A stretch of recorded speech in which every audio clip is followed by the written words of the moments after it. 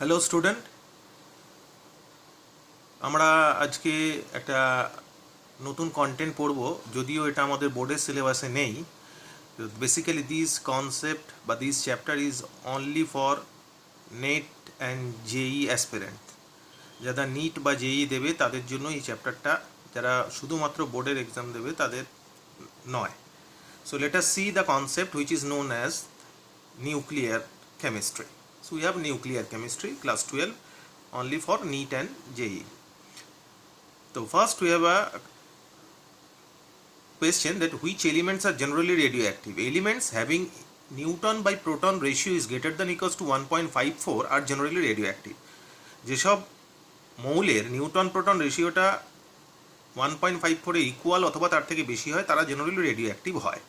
Class 10-এ radio activity বা তেজস্ক্রিয়তা সম্বন্ধে কিছু ইন্ট্রোডাক্টরি কনসেপ্ট দেওয়া ছিল, সেগুলোই এখানে একটু আগে ডিসকাস করে দিচ্ছি, তারপরে বাকি ডিটেলগুলো ডিসকাস করছি। অ্যাট এ গ্লান্স আমরা পড়বো পুরোটা চ্যাপ্টারটা এবং পুরোটা কমপ্লিট করব, ঠিক আছে।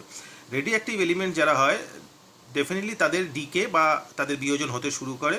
ডিকে হলে সেখান থেকে কিছু রেডিও অ্যাক্টিভ রে এমিটস হয়, তার মধ্যে most important raise R alpha rays. Alpha rays is nothing but a dye-positive helium ions, যা হিলিয়ামের atomic number 2 mass number 4. Beta ray is a wave of electrons, symbolic representation -1 E0, and the gamma ray which is basically electromagnetic radiation, atomic number 0, mass number 0. এটা পরে কাজে লাগবে, পরে আসবো। So basically we have a question that is there this is a radioactive change. The question is there any differences between chemical change and radioactive change? Definitely there are certain differences, such as chemical change generally unidirectional and reversible হয়, but radioactive change always irreversible process.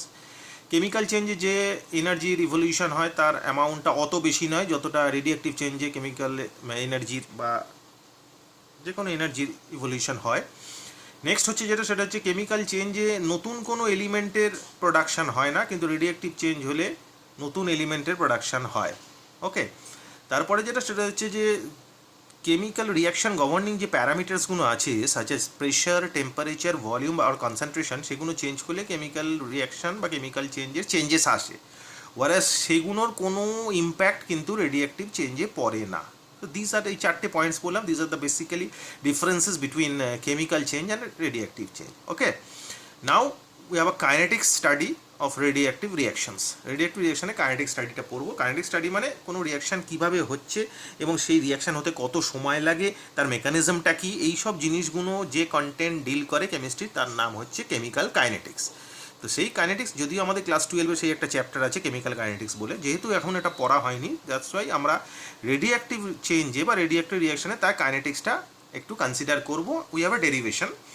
Radioactive লতে যেটা আছে সেটা হচ্ছে rate of disintegration of any radioactive element is proportional to the number of atom present in that instant. বাংলায় কোনো তেজস্ক্রিয় মৌলের ভাঙনের হার সেই মুহূর্তে উপস্থিত তেজস্ক্রিয় পরমাণু সংখ্যার সমানুপাতিক। তার symbolic mathematical representation -dn/dt, this is the rate of disintegration. Minus মানে হচ্ছে কমে যাচ্ছে, যেহেতু সেই জন্য মাইনাস সাইনটা দেওয়া আছে, is proportional to number of atoms which is capital N. Equality আনতে হলে you have to put some constant, that constant is lambda which is known as disintegration constant. এবার এটাকে একটু রিঅ্যারেঞ্জ করে নিয়ে ইন্টিগ্রেট করব। Initially N0 number of atoms ছিল, after time t it will convert into n. Okay, so n0 to n dn/n that is equals to -0 to t lambda dt. Lambda constant বলে ইন্টিগ্রেশনের বাইরে চলে এলো, তো ইন্টিগ্রেট করলাম, integrate করলে ln n n0 to n minus lambda t 0 to 2, limit বসিয়ে দিলাম, ln n minus ln n0 that is equals two minus lambda t। তাহলে এবার এটা minus lambda t equals to ln a minus ln b মানে ln a/b, n/n0 করলাম, lambda t is equals two minus ln n/n0, মাইনাসটা ভেতরে absorb করিয়ে দিলাম, তাহলে এলো ln n0/n, ln থেকে লগে ট্রান্সফার করলাম, এলো 2.303 log n0/n. So what will be the relation? This is the relation which is very very crucial and important, that is t is equals to 2.303 by lambda log n0/n. This be the formula from which we can calculate the age of any specimen. This is the formula basically which is used for radiocarbon dating. Radiocarbon dating এর ক্ষেত্রে এই ফর্মুলাটা use করা হয়, যেটা থেকে কোনো ancient স্পিসিসের age define বা ক্যালকুলেট করা হয়।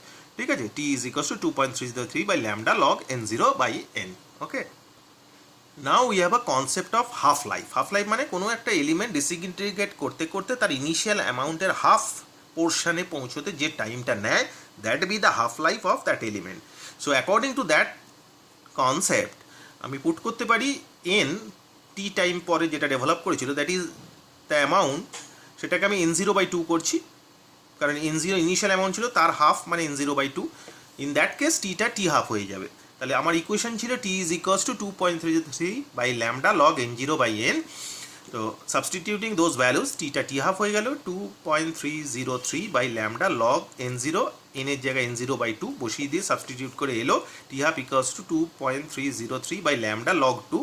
log 2 2.33, এই টোটালটা ভ্যালুটা বসালে আসে 0.693।